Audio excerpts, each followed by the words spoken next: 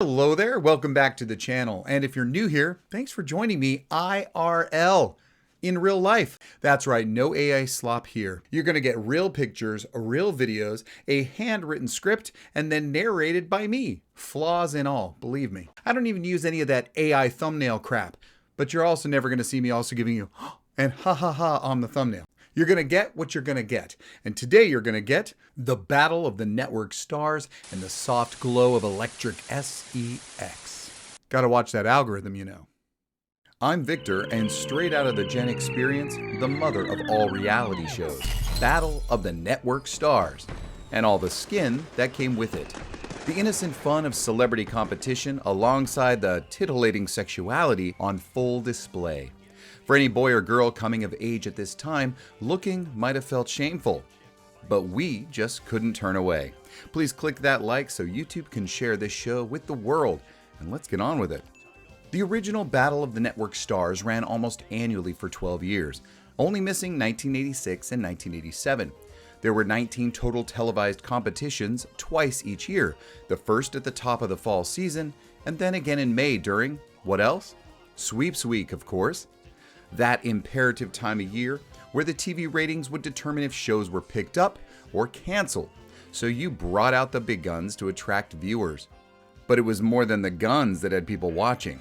When your favorite and scantily clad actors and actresses from famous sitcoms and series paraded their assets for the world to see, the ratings skyrocketed. The network, lucky enough to have broadcast rights, was guaranteed astronomical viewership every time Battle of the Network Stars was scheduled to air. I know, I was there, and I watched. What about you? Sold as sort of celebrity Olympics, it was the only Olympics we'd actually watch all the way through. A lot of fluff, but exciting from start to finish, even if not for the half-naked TV stars. But let's be real, we were watching because of the half-naked stars. Unlike today's shows like Dancing with the Stars, where the term star is subjective or open for interpretation, Battle didn't settle for B-list celebrity, but instead pulled out their top-tier performers from some of the most popular shows on network TV. But why on earth would the star even consider being part of such an exhibition? With only 8 or 10 stars from ABC, NBC, or CBS even selected to play, who were chosen? What made a celebrity participate at all? The easy answer would seem to be contractual obligation, but that was not the situation at all. This sexploitation was good for business. The actor could accept or decline the request. The stars asked was a decision based on who best represented the network. And so they invited me, and I believe Kim Fields' episode as well. Studios knew most of them couldn't resist the spotlight and would jump at the chance. And the star knew this kind of visibility could bolster their career, so they played their part to the fullest and on full display. It was free publicity, and the savvy ones knew all too well that sex sells. But there was more to it than that. Not only are actors naturally attention-crazed, they also crave cash. Years before TV stars made millions per episode, an actor in the 1970s might make $2,000 or $3,000 an episode of a famous TV show. You heard me. By the 80s, that would change a little to around $10,000 and upwards. Battle was home to mostly primetime sitcoms or series stars where an opportunity to market themselves along with a chance to win some extra dough was incentive enough. That's right, dough. This isn't today's Celebrity Jeopardy or Family Feud. Oh no. This skimpy romp was not a charity benefit, and many of the participants took it seriously. These stars were fighting for blood, or more accurately, top billing and tens of thousands of dollars in hopes of increasing their future bankability as well as their current bank accounts. Each participant of the winning team stood to earn an extra $20,000 to $30,000. In 1976, the Pittsburgh Steelers only earned $15,000 each for winning the Super Bowl. If you won, the money was more than what some of us were getting for the series we were doing, said the famous MASH actor. Being part of the network team was sought after. Stars knew what they were getting into and participated wholeheartedly. It was one hell of a PR stunt for everyone, but mostly ABC. Just how ABC landed the broadcast rights is one for the history books. More inexplicably, why NBC and CBS allowed their major stars to compete on another network seems mind-boggling today. For the entire run of the series, ABC was the sole broadcaster. This was a different time. Friendly rivalry still existed in the world. Good fun was expected and around every corner. There was a sense of community, even in Hollywood, and everyone could play nice at least once or twice a year. To NBC and CBS, ABC took all the risk and the production cost. Their network, their stars, and their best shows were on display. Everyone was benefiting from the free advertising. ABC was responsible for marketing the show, so why should the other networks complain? They were all winning. But ABC footed the bill. So not only did the other broadcasters allow their performers to participate, they encouraged it. During the 1970s, some of the famous stars to top the three-team rosters included Farrah Fawcett, Telly Savalas, Jacqueline Smith, Penny Marshall, Mackenzie Phillips, Valerie Bertinelli, Linda Carter, Hal Linden, Dan Haggerty, Kurt Russell, Jane Seymour, Lee Merriweather, Parker Stevens, Patrick Duffy, Adrienne Barbeau, Billy Crystal, Michael J. Fox, and many, many others. And they brought the sexy. Well, most of them. Just like today, sex was a commodity. Unlike today, it was less scandalous and more innocent on TV. Battle of the Network stars knew how to do it and still make it look wholesome, whether in athletic prowess or athletic attire. There was no shortage of short shorts in battle. The sex gimmick wasn't for everyone, and the teams were fairly diverse. Gabe Kaplan of Welcome Back, Kotter was the team leader for ABC for years. Not much of a looker, his sports game was pretty impressive, as well as his comedy, for the time. He was a respected captain, and as I said, there were those who took it very seriously. In the very first episode, tensions ran high after one fateful relay race, causing a scandal that producers didn't want to mark the end of their new show. As it is too much to summarize here, but awesome television, I'll try it anyway. The race begins with the usual jockeying for position.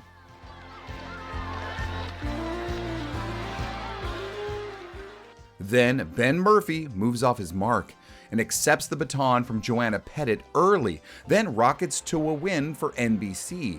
Telly Savalas' squinty eyes miss nothing, and he lodges a complaint with the judges. Actual judges conferring on a complaint probably surprised Robert Conrad more than his team cheating.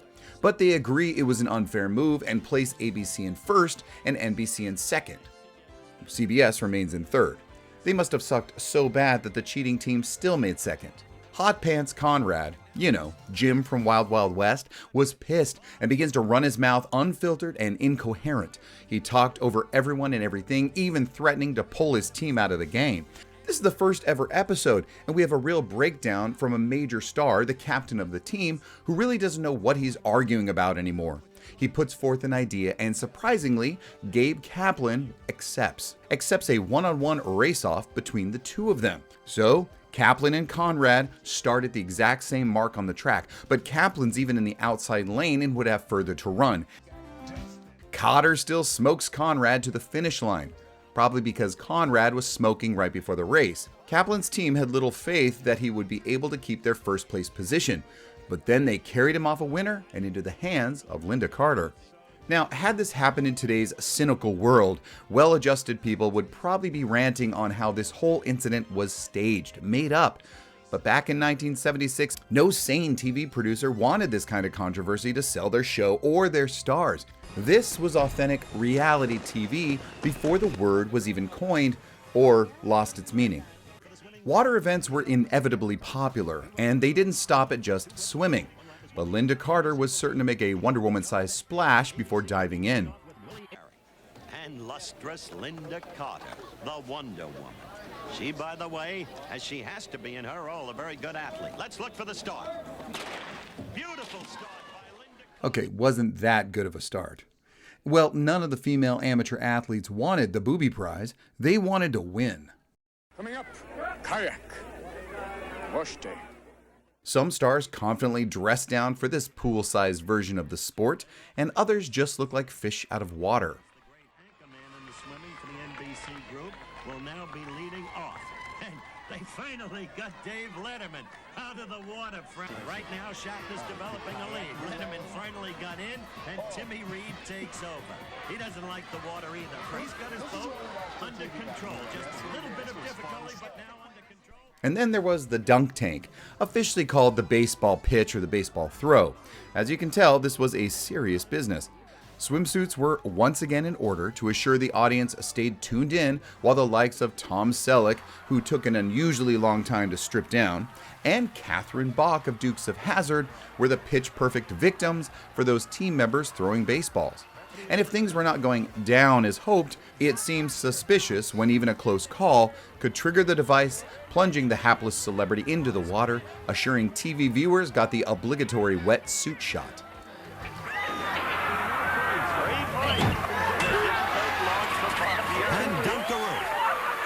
So, NBC has 21 points. The water sports in Battle of the Network stars were Skinamax before there was a Skinamax.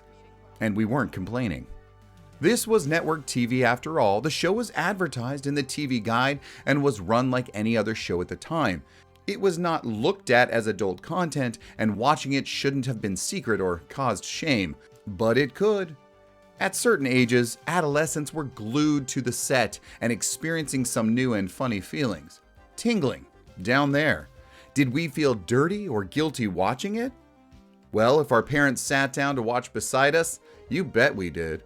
Would they know what we were thinking? Where our eyes were wandering? What our gaze was fixed upon? You bet they did, but they weren't saying a word, only increasing the awkwardness. No matter what side your bread was buttered on, there was more beef and cheesecake on this buffet than you'd ever seen. This was an education, a free one, and not one to be ashamed of. Staged at Pepperdine University for all competitions, except that one random 80s episode filmed in Mexico, the crowd was carefully selected guests, crew, and members of the press. You can imagine, with 30 of the biggest TV stars, it would be a madhouse if open to the general public. To make this Olympic knockoff even more authentic, legendary Howard Cosell was on scene with live interviews and introductions, sometimes joined by other athletes like Bruce Jenner or Kathy Lee Crosby. Cosell did not, however, do a play-by-play during the live event. He had taken mental notes, and then later, in a dark room with headset and microphone, Howard watched the final cut and added his own live quips and quick-witted color commentary to the broadcast edit as if it was happening live. Charlene Tilton isn't even peddling, and so John James and Sean Weatherly take the lead, and maybe even taking command for the race. Charlene Tilton sitting there, having a nice ride at Richard Dean Anderson's... Touted as the Celebrity Olympics, his gravitas was on full display both in person and in voiceover. This show was designed for the home viewer after all, and hell yeah, we were the winners in so many ways. As was Cosell, who was rarely far from a breathtaking beauty by his side. Besides the already mentioned water hazards, there was volleyball, a very naturally sexy sport. Golf, only made interesting by Goofy, there in the background. Oh, and Farrah Fawcett. Tennis, cycling, running, and even bowling on an actual custom-built outdoor lane. We can't forget the "this is not just a game" 3-on-3 football, where Richard Hatch and Joseph Bottoms lived out their glory days, or more likely their unfulfilled dreams of the gridiron, making this event rather dangerous. And no one was going to miss the popular obstacle course, filled with all kinds of boot camp light obstacles for everyone to climb, crawl, jump, and swing through that seemed perfect for the smaller Scott Baio or Christy McNichol type actors. Just don't ask who was smoking what when the cast of Wizard of Oz demonstrated the event. But finally, and the coup de grace of it all, the finale tiebreaker. But you'll have to stay tuned for that event. Oddly, a fairly regular game of Simon Says was also included on the schedule for Battle. This celebrity Do As I Do event was led by Lou Goldstein, the entertainer from the Grossinger Hotel in the Catskills. Yeah, the Catskills, where those exclusive upstate resorts were on their last legs of life. But who doesn't want to see Heather Locklear told to remove Mr. T from the game? I said, please, Mr. T, come out. You know, I wonder if Battle of the Network stars inspired Laugh Olympics. Remember that? Well, maybe I should do a show about that too. Let me know in the comments. At the dawn of the 1980s, some of the celebrities were changing, but the peekaboo attire wasn't. Heather Thomas, Heather Locklear, Greg Evigan, William Shatner, and Mark Singer were just some of the new faces mixing into the teams. The show was a time capsule of favorite series, stars that came and went, favorites from the past with the up-and-comers of the present. These new TV superstars were just as savvy with marketing themselves and knew that stripping down was better publicity than their agents could come up with. There was a good balance of women players, and they had a lot of support from their teammates, not athletic bras. Some of the events had carefully stacked the decks, especially water sports, so that a team could keep buoyant with points, and the cameras pointed right at them. Tell me, because I can't remember, were liners not a thing in swimsuits in the 70s and 80s? Well, not for Shatner, that's for sure. Let's face it, even if you enjoyed the spirited competition and all the corn, you couldn't avert your eyes to all the soft porn. Over the years, Gabe Kaplan and Robert Conrad continued to team captain more than anyone else, but others like Flip Wilson, Jimmy Walker, Jamie Farr, and even Tony Randall stepped in. However, it wasn't until 1980 that the first female captain would be chosen. From ABC, Kathy Lee Crosby took that coveted spot.